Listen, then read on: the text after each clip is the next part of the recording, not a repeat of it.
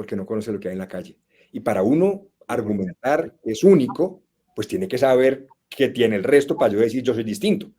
Pero en mi experiencia de tantas décadas, Paulo, las compañías nos miramos el ombligo, pero nadie sale a la calle, nadie sale realmente a ver si la competencia lo está haciendo. Claro, la gente ve lo superficial, ve la lista de precios, ve los empaques de los productos, ve lo que ponen en su página web, pero cuando uno se va al fondo de la propuesta de valor, que son todas las vainas que el cliente recibe cuando le compra un negocio, no los conocemos. Entonces la gente termina sacando pecho de cosas que cree que son espectaculares con el pequeño problema que la competencia también lo resuelve. Y en muchos casos mejor. Entonces, para el cliente que sí lo tiene claro, porque él sí ha experimentado a sus competidores, pues le dice, socio, usted está sacando pecho de una vaina que la tiene todo el mundo. Eso ya no es ninguna gracia. Entonces, la gente dice, qué raro que no me compran, qué raro que no me diferencio, qué raro que mi mensaje no es relevante, pero pues porque simplemente es uno más. Y la gran razón y la causa de eso es que no sabe qué están diciendo los demás para realmente construir esa comunicación distinto al resto.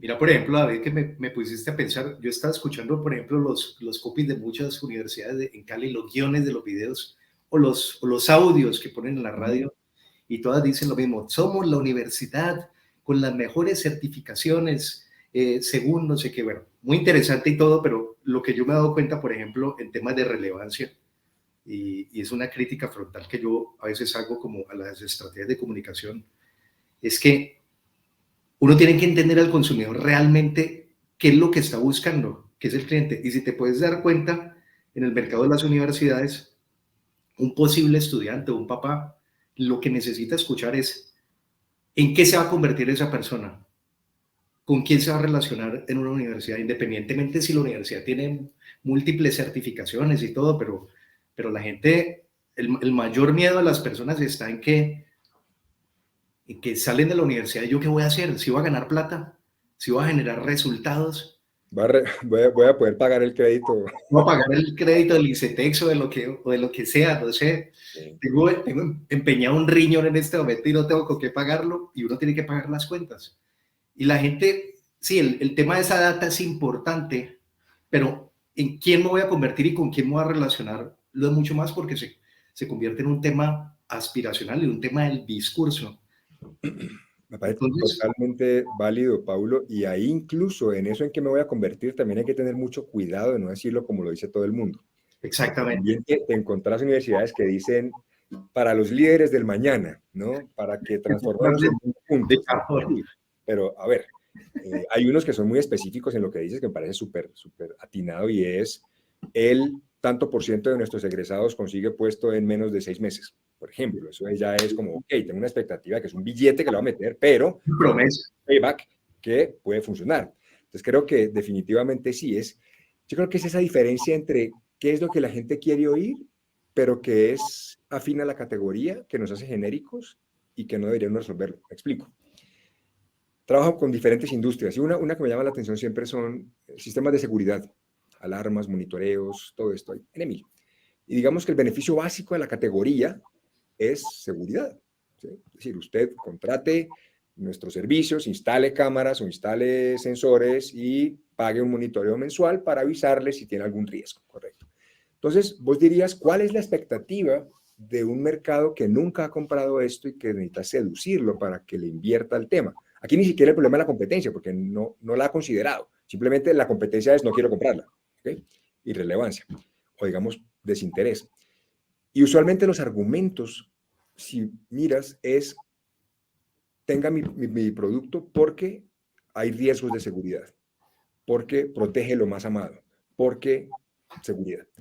El problema es que todas las compañías de seguridad le apuntan a ese beneficio que aplica para todas. O sea, no es de una marca. Entonces, ¿cuántas veces pasa que termina uno despertando una necesidad latente o un interés latente o un riesgo latente o una angustia latente, pero estás trabajando para la competencia?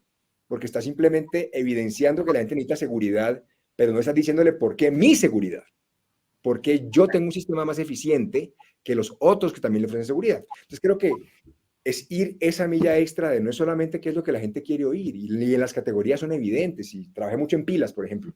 La categoría siempre se mueve alrededor de una variable, duración, punto. Entonces, claro, hay que decirla porque nadie quiere comprar una pila que no dure. Pero si todas dicen que duramos, pues es porque usted, el más barato. De hecho, a iPhone, bueno, Apple le tocó, digamos que replantear toda esa estrategia de marketing porque uno de los principales problemas era el tema de la duración. Y durante algún tiempo entendió ese tema y empezó como a taladrar en la estrategia de comunicación. David, te quiero hacer una pregunta o que hablemos de un tema muy interesante y es que, digamos, hablamos muy desde el lado del consumidor, del cliente final, de satisfacer esas necesidades del cliente o entender esas singularidades del mercado que está ocurriendo. Hablemos del mundo de los marketers, es decir, la gente que está generando pauta, que se está quemando las pestañas por vender, porque a veces vender es un deporte extremo, absolutamente. ¿Qué recomendación le podrías dar a estos marketers en el mercado para que no tiran la platica a la caneca de basura y hicieran bien las cosas? Yo sé que te estoy lanzando una pregunta absolutamente genérica No, pero está claro. No, pero está ¿cuál claro. crees que le podría recomendar a un marketer o una persona que se encargue de la estrategia? Pues Paulo, no solamente por haber pasado por ese rol muchas veces, sino por hoy en día interactuar mucho con estas personas encargadas de diseñar por lo menos los mensajes fundamentales con sus agencias, etcétera, según las compañías. Yo insisto mucho en este tema y lo hemos hablado toda la charla, pero es qué es lo que va a decir que sea relevante para la gente. Para mí el tema de relevancia y de diferenciación es el principal problema en la comunicación cuando la diseñamos. Porque yo creo que, nuevamente, hablamos mucho de características, de beneficios de los productos, de para qué sirve esta vaina, de lo irrompible que es, de las garantías que tiene, de la postventa que le brindamos en los equipos industriales, del porcentaje de resoluciones de reclamos en el seguro que hemos tenido. Digamos, siempre son argumentos muy funcionales, en la gran mayoría son argumentos técnicos, pero vuelvo al punto de siempre, la competencia usualmente también los tiene. Entonces, la comunicación se vuelve informativa, pero no en tus términos, digamos, seductiva, ¿no? Seductora. De decir, sí, yo sé que esto es lo que debería tener, pero encuentro en esta marca que lo resuelve de una manera diferente, o que lo hace de una manera más simple, más sencilla, o que de pronto el soporte tecnológico me facilita el proceso, me ahorro tiempo. Es decir, hay otro que no es solamente comunicar beneficios, que yo creo que eso es en lo que todos nos anclamos. Todos estos marketers, digamos, en los que estamos en este tema, siempre uno piensa es que resuelve mi producto, pero nunca le agrega que no resuelva la competencia. Esa es la diferencia. ¿Sí? Yo tenía un profesor en la universidad que, además que fue muy interesante porque cuando yo hice la especialización en mercadeo, yo tuve una clase de innovación. Yo venía de trabajar en innovación en Johnson Johnson, desarrollando la ruta de los 7 pasos de la innovación para, digamos que para toda la fuerza de ventas y en general toda la empresa. Y este personaje que se llama Keihan Krippendorf, en un taller de innovación, digo, bueno, creemos una empresa. Y pues todo el mundo cumplió por llenar un requisito.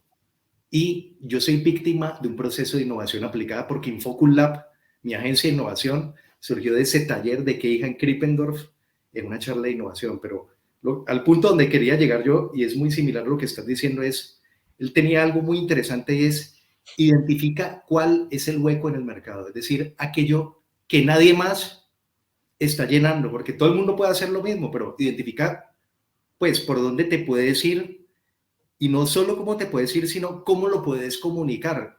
Ahorita lo dijiste, cacarear, cómo poder generar ruido para que la gente te crea, porque puedes hacer cosas increíbles, sacar todo lo que tenés, pero si no lo comunicas bien, si no persuadís, si no usas gatillos psicológicos, si no apelás al arte de la provocación para llamar poderosamente la atención, simplemente vas a ser uno más en un desierto de posibilidades. Muy bonito, nunca cambies, pero de ahí no pasas. Así de sencillo. No, mira que muy interesante y de hecho sería chévere si nos compartís un poco de tu experiencia cómo ha sido ese diseño. O sea, me estabas preguntando qué le recomendamos a los marketers para que la comunicación sea potente. ¿Cuáles son algunos de esos elementos que en tu experiencia crees que comparten los que diseñan comunicación efectiva y los que efectivamente logran trascender a sus clientes, incrementar las ventas? O, bueno, incluso ventas pueden ser muchas cosas, no es solamente una transacción económica. Ventas, suscríbase a mi canal. Ventas puede ser, hago una prueba piloto. Es decir, pero ¿cuáles son estos factores comunes que has identificado de pronto en tu experiencia? Mira, yo veo varias cosas. Primero veo mucho miedo en los marketers, o sea, mucho miedo. La gente se mueve por dos emociones muy fuertes y es ganas de ganar y miedo a perder. Son las dos emociones que son muy del cerebro reptil, son muy antiguas. De hecho, yo siento que parte de la comunicación, y por eso la gente no vende, es demasiado racional, muy de cerebro, muy de córtex. Y realmente, y el córtex es como si abrieras un cuadro en Excel en la cabeza y no todo es 1 más 1 igual 2. Necesitas el elemento creativo del límbico y todo el tema de la alerta, del instinto de conservación del reptil, que es donde la comunicación es más complicada, donde apela al arte de la provocación. Entonces, uno de los principales retos, y yo diría que no solo a nivel de copy, porque el copy no es algo que debe ir solo, debe ir acompañado con una muy buena imagen. Y no es la imagen saltando del señor en la calle con la corbata y el portafolio, como el señor y la señora apostando carreras de saco y corbata en una pista, que son imágenes, sino imágenes que conecten con ese cerebro reptil, también con el límbico de las emociones, y activen y te saquen de la caja. Un buen copy corto, yo siempre hablo de una fórmula que se llama BAB, que es Before After Bridge, pues como el antes, el después y el bridge, que es el puente. El before es, y por ejemplo en un copy para video es mencionar el problema, realmente qué es lo que está ocurriendo, en cifras, datos y hechos, y que una gran masa crítica de población se puede identificar con el problema. Después echarle un poquito como de sal y limón en la herida, es decir, hermanito, si no le paras bolas a esto, si no le pones cuidado, esto se te puede convertir más grande. Entonces es como meterle el dedo a la llaga al paciente. El after, bueno, viene el bridge después, el before after, bueno, ¿qué podría pasar? Donde aparece todos los elementos persuasivos, los gatillos psicológicos, y por último el bridge, que es la propuesta de valor, es decir, ¿qué estás ofreciendo que te hace diferente después de identificar cuál es ese gran hueco en el mercado y un buen llamado a la acción?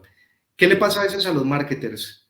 Que ponen lo mismo que todo el mundo pone. Por ejemplo, veo esto mucho en los coaches, todos dicen, busca la mejor versión de ti, hablan de la palabra empoderamiento, empatía, que son palabras muy bonitas, pero que ya se convirtieron en una marca blanca. Entonces, ¿qué comunicas para que generes valor en un mundo altamente competitivo y que generes altos niveles de recordación? Eso es lo que yo veo. A nivel de copy, a nivel de una buena imagen y a nivel de una situación donde una gran masa crítica de personas se puedan identificar y digan, este man me entiende, esta persona me entiende, esta mujer está comprendiendo lo que yo le estoy diciendo.